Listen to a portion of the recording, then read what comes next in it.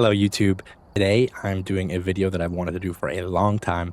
It's something that I get asked probably the most on all my streams. It's definitely, yeah, it's got to be the most common question I get. And that is, do you have any tips for new players? Today, I decided I actually want to do a full guide for beginners on exactly how to play Phasmophobia.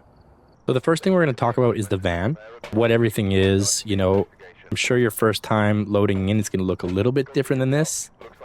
You're probably going to only have a couple of these items, but as you level up, you'll get more, and they'll level up and get a little bit easier to use. But we're going to go through everything in here, and hopefully, by the end of this video, it'll make a bit more sense. But depending on the difficulty you're playing, the first thing you're going to notice is this timer up here. This is essentially a setup timer. You have this long before the ghost will actually hunt you. Generally, this doesn't really matter because it's more sanity based, but it's kind of nice knowing you have a 5-minute period to go get set up, find the ghost room, and all that jazz. So let's start with this board here. This is essentially our tasks. You have the ghost name, who it responds to, so everyone or only players alone. That means when you're using some of the evidence finding materials like the spirit box, it will not respond to you unless you're alone. But this one is everyone, so it doesn't matter who's in the room. Then you have the optional objectives. You have cleanse the area near the ghost using incense, get an average sanity below 25%, detect a paranormal sound with a parabolic mic. Some of those sound a bit confusing. You'll understand that as you unlock more equipment, and this is your sanity board. So the sanity one's pretty straightforward. My average sanity right now is 100%. Haven't gone in there at all. You need to get it below 25%. These are optional. You don't need to do them. And honestly, when you're first starting out, I'd say don't even worry about these. Focus more on the evidence stuff and finding the right ghost. Next in the van, we have basically our activity monitor, our sanity monitor, our map, and sound sensors. I never use sound sensors. Personally, I think they're useless. The map is good to know, especially on the lower difficulties. You can see where the breaker is. You can see, motion sensors if you have them set up. And you can see where your teammates are. There'll be little colored dots. So we know the breaker is in the garage, which is right here. Basically just a map of the house. Helps you find it. Breaker is very important. We'll get into that a little bit later. Give your sanity, like I mentioned earlier. Your sanity will tell you how you're doing. You have your personal sanity, and then if you're playing with multiple people, you'll have your average of your team. Ghosts will hunt based on the average of the team, or if you're in there alone, player that's in there. You have an activity board, so the activity board means there's paranormal activity going on in the house at that time. We'll come back to this a little bit. I'll show you how it works. Not super important, but if you are being the van princess and you have teammates in there and is basically hunting, and the rest are just little ghost activities, events, or just throwing objects. Next, you have your evidence finding gear. You're going to use this to eliminate different ghosts until you can narrow it down to one. You have your EMF reader. You have your spirit box. You have a thermometer. You have a UV flashlight. Find footprints, handprints. Regular flashlight, it's not evidence, but it'll help you see. You have a ghost writing book. The ghost will actually write in that. You have dots. You have a video camera. And that is pretty much it in terms of evidence. Next, we have the journal. The journal is going to be opened with either J on a keyboard or up on the D-pad on a controller, I believe. This gives you basically just tabs with every kind of knowledge you might need. So your home is basically like a table of contents. Items, honestly, not very important, but it gives you a quick breakdown of everything. So, investigation bonus, perfect investigation bonus, what certain objects do, like the Ouija board, haunted mirror, voodoo doll. These are all the cursed objects that you can find. I don't use too much of it. Another breakdown of each different EMF, spirit box, freezing temps, ghost writing book, all of your evidence gathering materials. We're going to go over that a bit later. You have the ghost's name, the objectives. Everything that we went over on that board is essentially right here. You have your media, which photos, videos, and sounds. I wouldn't worry too much about this now until you're a little more comfortable with the game, but I will make another video based on these.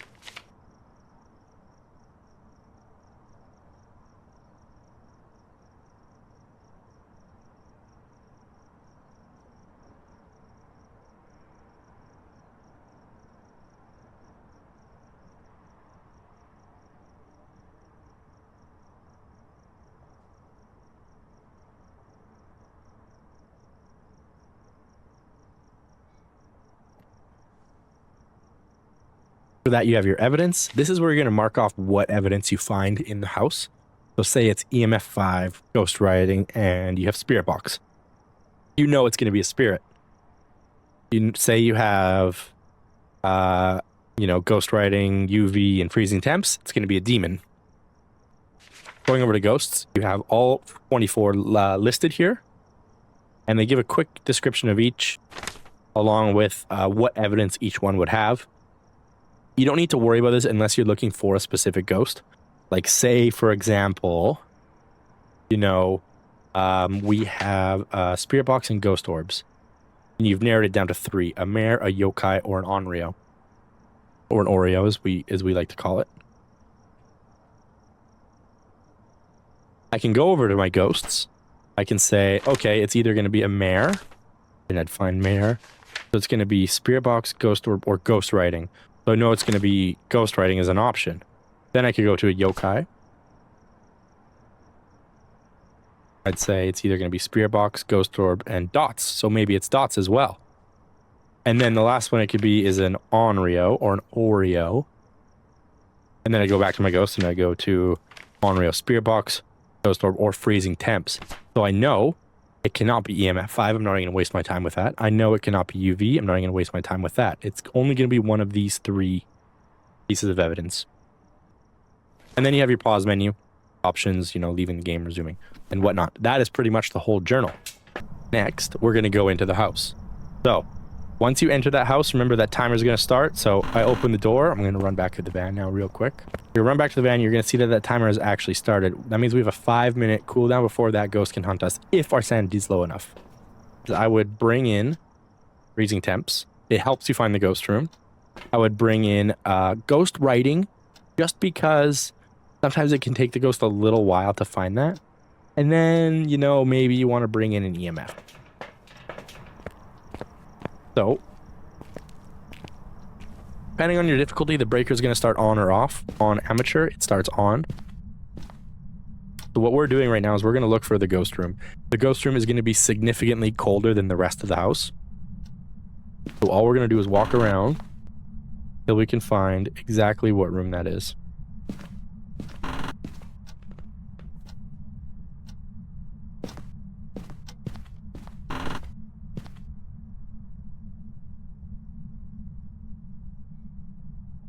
Temperature is still around 20. Don't think it's any of those. Still not going down.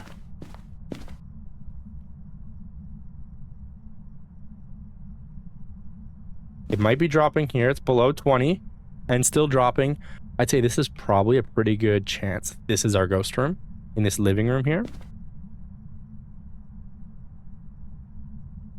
So what we're going to do is we're going to leave this down. So next I'm going to put down the ghostwriting book, and I have to actually place it down. So on PC, it's G, and on controller, I believe it's left trigger or right trigger. So you can see the little circle hovering around that radius. That's how I know I'm placing it properly. Put it down right there. Then I'm going to turn this EMF on. You see the hand's starting to move a little bit, but nothing crazy. And we're going to go get some more stuff. Now, one of the most important things to remember is this ghost is going to hunt you. You need to hide. What I like to do is just always try and find a good hiding spot. So closets, if it's open, that's really good. A couple closets around. The other places you can hide in as well are in lockers. So in the garage, you're going to see we have lockers here. You can hide in these if you go in and close the door behind you. And then the last place you're going to be able to hide is behind little wood structures like this one here. So you can just kind of run behind these and you're going to be hidden here. Always good to find your hiding spots nice and early just in case the ghost hunts. You know exactly where to go. Have a little game plan.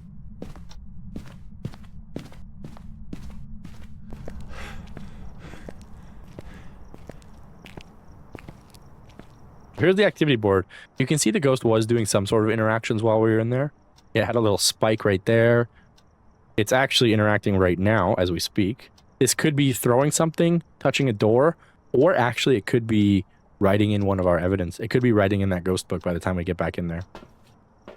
So let's bring in dots. Let's bring in UV. And let's bring in a video camera. So the video camera is good to check for ghost orbs. If you turn it into night vision, hard to see, but sometimes you might see this little floating white ball.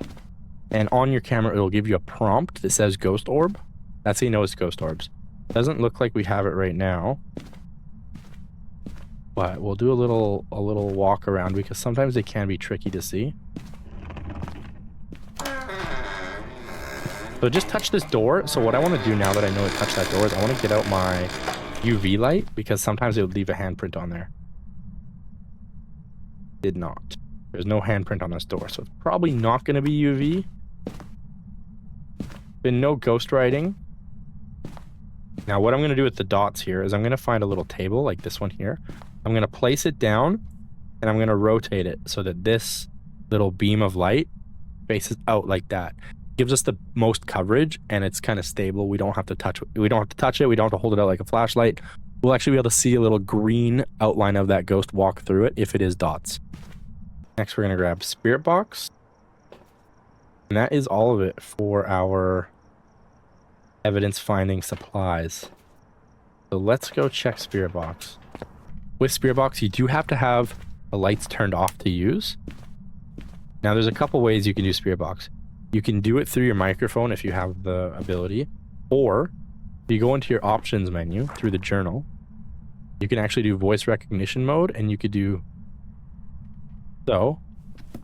What I would do is, are you friendly? Where are you? How old are you? Not giving me any of those. Go walk to another spot, maybe over here. Do it again. Are you friendly? Where are you? How old are you? And try another spot since this is a big room. Are you friendly? Where are you? How old are you? Now that's text. Personally, I like voice better if you can. The reason being is I can actually move around while I'm using it and ask questions. Spirit box will only pick up something we're in the ghost area, like in that ghost little range. It'll only pick it up. So if I'm too far away, it won't work no matter what. It's been sitting here for a while. As you can see, it's quite a bit colder in the room now. It is hovering right around that 1 to 2 degree mark right now. Let's wait and see if it drops below 0. There we go. The line is at 0 right now. If it's at 0, you can mark off freezing temps. Anything that says 0.9, 0.8, 0.7, that all counts as freezing temps in this game. And you can see the line, it's actually below 0 now. So we're going to go to our evidence tab. We're going to click on freezing temperatures. Perfect. And then let's walk around with our EMF, see if we can pick anything up.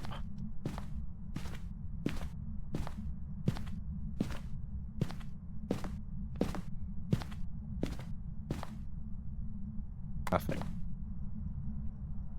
All right. So here's one of the things that could happen.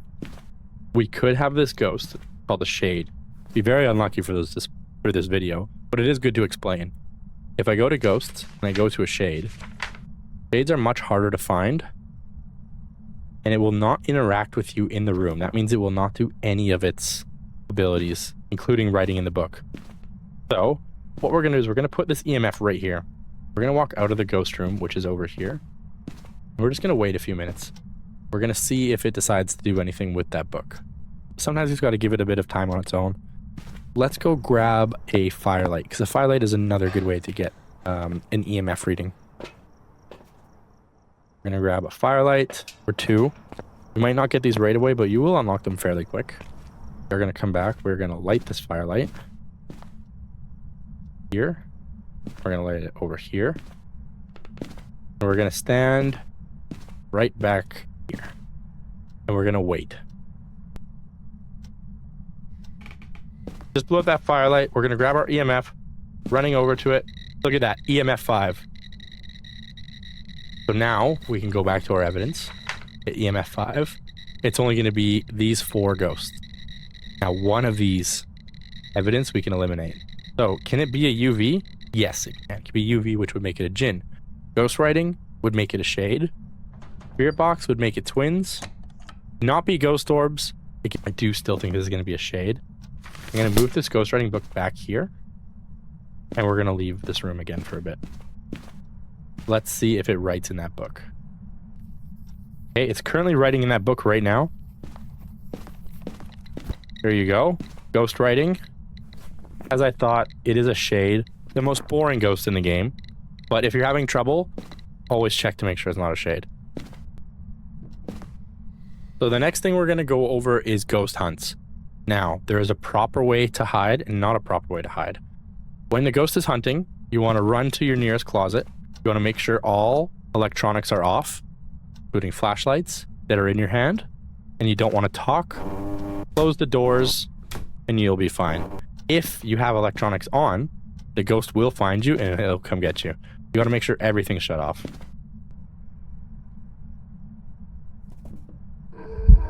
There's the ghost hunting. Hiding. Close the door. I can hear it hunting right now. Not going to come find me because I have nothing on. Now, for example, say I do turn this flashlight on. It's going to come right to me here. Last thing I want to talk about is sanity. Now, as you can see, our sanity has dropped quite a bit, 63%.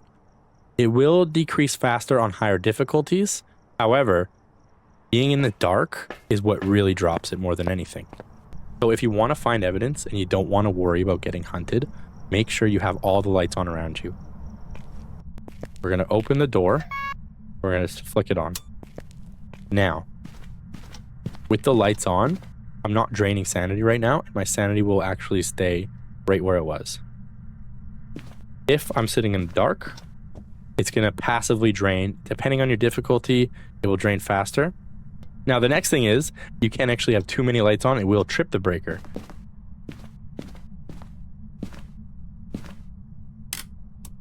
Just like that. All the lights flicked off. Breaker also shut off. Then I'm going to go back to the breaker. Turn it on. I could turn lights back on again. Well, let's go see how we did. So we're going to go back to the van. We are going to go to our journal. We're going to make sure Shade is circled. That's the ghost we found with the 3 evidence. We're going to hit this keypad. We're going to see how we did.